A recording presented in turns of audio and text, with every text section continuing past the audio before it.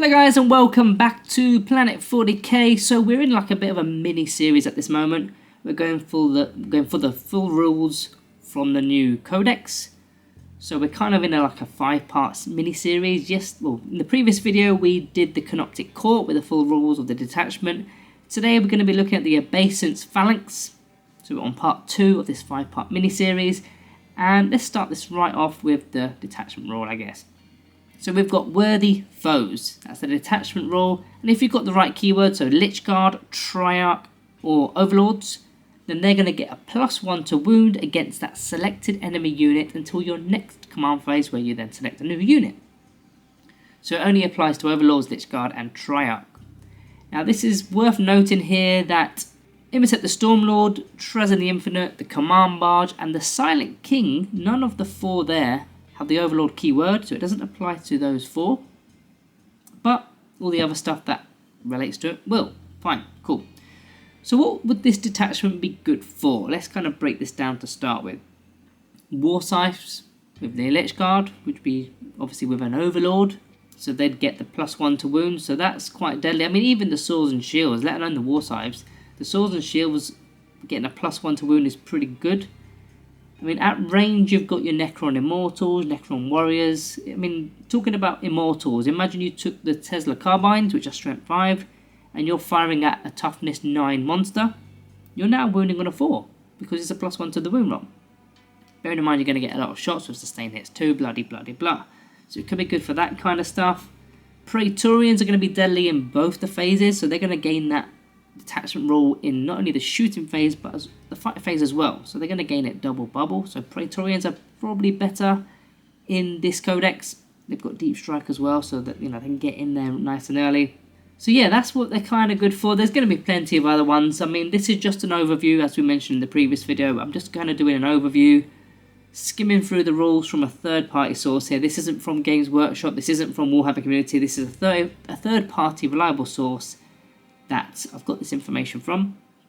I've read it not long ago, and I've not delved too deep into the tactical side of it just yet. There will be later videos, probably after the new year, once our countdown to Christmas is done. But yeah, at a glance, this is what I kind of come up with. So let's go through the 4 enhancements for this detachment. Now, they can only go on Overlords, so let's make that clear. Only Overlords can take the following 4 enhancements. Now, Imitek and Trazyn the Infinite are epic heroes anyway, so that, I mean, they don't have the Overlord keyword, but they're epic heroes anyway.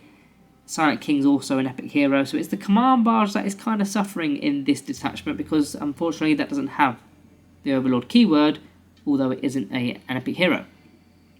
So the first one, Eternal Conqueror. Now, Eternal Conqueror, giving your unit full rerolls to the hit rolls on enemies that are on an objective. So full rerolls to hit rolls, that's decent. I mean, don't forget, we've now not got the Awakened Dynasty rules of a +1 to the hit roll with command protocols. We've lost that, but now instead, with this enhancement in particular, we're going to get full rerolls. So you'll be hitting on 3s, most likely, rerolling everything. And you can be fishing for your lethal hits, maybe it's just sustained hits too. You could be fishing for them now. That's good. But your enemy has to be on an objective to do that. That's the first one. The second one is Honourable Combatant. Now, when your Overlord's unit destroys an enemy character, your opponent loses a command point. Kind of weird, I've not really seen that. I don't think I've seen that this edition, where your opponent loses a command point in your turn. By simply, well, I say simply, it's not that simple, but you kill an enemy character, and yeah, you take away CP. I mean, at first I thought, well, they're going to have to prepare for things like that, because they might be thinking, oh, should I just get rid of my CP now? Because if they've got no CP to lose, then they're not going to lose one, right? So maybe they're kind of forcing themselves to spend it. But don't forget, they will get a CP in your turn as well. So it just kind of removes that, really. The third one is Warrior Noble. It's a -1 to hit against your character's unit in melee, which is nice. So if you've got, say, an Overlord, and you've got a unit of Lich Guard, it's a -1 to hit them. That's just melee, though. Just melee. That's not a bad one to use. And Unflinching Will is the 4th one, giving your character precision and anti-infantry 5+ in melee. Yeah, that's okay. That's okay. I mean, if you can get devastating wounds off as well on top of that, that's going to stack nicely. Precision and the 5+ for the wound roll becomes a critical wound. then becomes a devastating wound. That could start to stack if you get the right combination. Stratagems wise, I believe all 6 of these are 1 command point, so nice and easy to get your head round. The first one, your time is 9. Bit of a weird one, this one. So when your enemy warlord has just been destroyed and your warlord is still a targetable character on the table, so you can target him with a stratagem, then all opposing units will now suffer a -1 to their battle shock test and leadership tests for the rest of the game. Now this might stack well with maybe a Psychomancer with their ability, but really I'm not really feeling this one. I mean, battle shock isn't really our game. We're not playing Tyranids. We don't have Shadow in the Warp, for example. We're not that kind of army. So battle shock isn't really a big thing for us to be throwing out. And you've got to also kill an enemy warlord. So when will that happen realistically in the game? It's probably going to happen, if it does, mid to late game. So by then it's probably too late. To get it off early, you've got to be playing against a melee based faction. And even then they've got to throw their warlord at you. So maybe it's against Chaos Demons, maybe it's against World Eaters, things like that. If that is their warlord as well. So it's highly situational. I'm not a fan of that stratagem. Number 2, Enslaved Artifice. It's basically giving you critical hits on a 5+. This one's really good. I mean, you do not need a Plasmancer for that. You do not need a Locust Lord for that. Now, it's not going to work on Titanic units, so no monoliths thrown out with critical hits and things like that.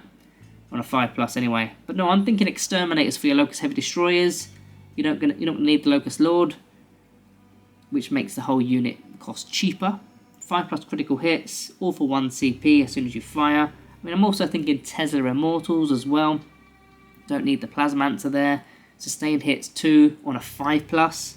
Nice.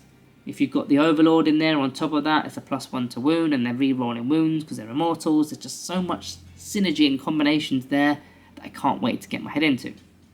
So that one looks very interesting and probably one of the highlights of this detachment. Next one, Nano Assembly Protocols. So it's a -1 to incoming damage on vehicles for the phase. So you're talking about your Doomsday Arcs, -1 to damage, your Monoliths, even the Silent King himself is a -1 to damage because he is a vehicle. I think that's another highlight. In fact, that's a pretty beastly sort of tactic there. Throw your Silent King up, -1 to damage as and when you need it. Nice, nice. Sentinels of Eternity, or Sentinels of Eternity. It's basically a fight on death on a 4+. If they haven't fought, if those models haven't fought. Now, I believe this is only restricted to Lich Guard and Triumph Praetorians only. I've never been a fan of fight on death stratagems and abilities. I know some people think they're really cool and they're really useful, really competitive. I've never really got on to grips with them. I might be in the minority, I don't know. But first of all, it's a 4+. Second of all, they've not fought already. So if they've already fought, then it's just redundant anyway. I'm not a fan. Suffer No Rival, which is precision in melee for a phase. This is again restricted to Lich Guard and Triarch units only. I believe it's just Triarch this time, not Triarch Praetorian, so that would include the Triarch Stalker, gaining precision in melee for a phase. I like stuff like that, some people don't. I like knowing that I can put all my attacks onto a character and take away the bonuses, take away the buffs. Not everyone's like us with Necrons where we can stand up Necrons. I know this isn't the right detachment to talk about that because we can't just use the Protocol of Eternal Guardian this time because that's not the right detachment. But most armies don't have a way of getting back up again once you take the characters out. It also is going to help for things like assassination and things like that. Then the 6th one is Territorial Obsession. So it's basically a +1 OC to your Lich Guard or your Triarch Praetorians. Again, it's restricted. Oh, it's restricted to Triarch rather. So if you're using a Triarch Stalker, it's +3 OC rather than +1 OC. So this is, you have to do this in your command phase. So you kind of have to know and use this earlier than you kind of think. Because at the end of the turn, it's too late. If you're battling out on an objective and you're short by a few OC, you can't then go, aha, I've got the Territorial Obsession stratagem. It's too late. You've got to do it in your command phase. So you've got to kind of plan ahead with that one. Easily missed if you don't plan ahead. So really, there's a couple of standouts from this detachment that I quite like. The Silent King getting the -1 to damage if you're using that stratagem, which was called, I'm just going to remind myself, which was Nano Assembly Protocols. I think that's a really cool thing to do. Competitive, I don't know. We haven't played it yet. But a Silent King is good. It's just that it's so expensive, and you could just break it down into smaller units like Lego's Heavy Destroyers and things like that.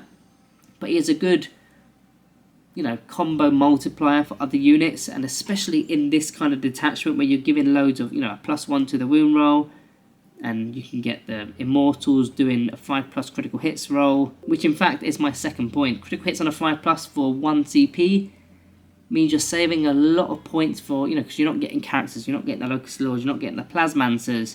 So if you're saving on those points, it means you can get more units, or you can transfer your Plasmancers out for Technomancers, which gives you a lot more survivability for your unit with a 5+ for no pain save. So definitely a good detachment. I mean, is it? Where do I see it? I haven't really ranked them because I haven't actually read every single one of these guys, because I'm sort of doing these one video at a time. But the ones I've seen or glanced at, I don't think it's for me.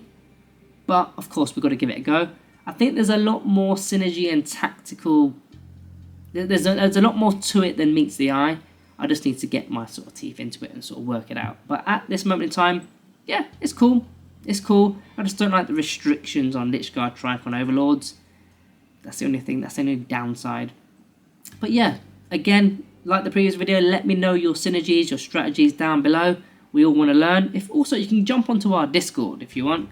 That will also be in the link down below, where we can talk about things, help each other grow as Necron players with this new codex. But yeah, guys, that is it from me today. Thank you all for watching. See you in the next one.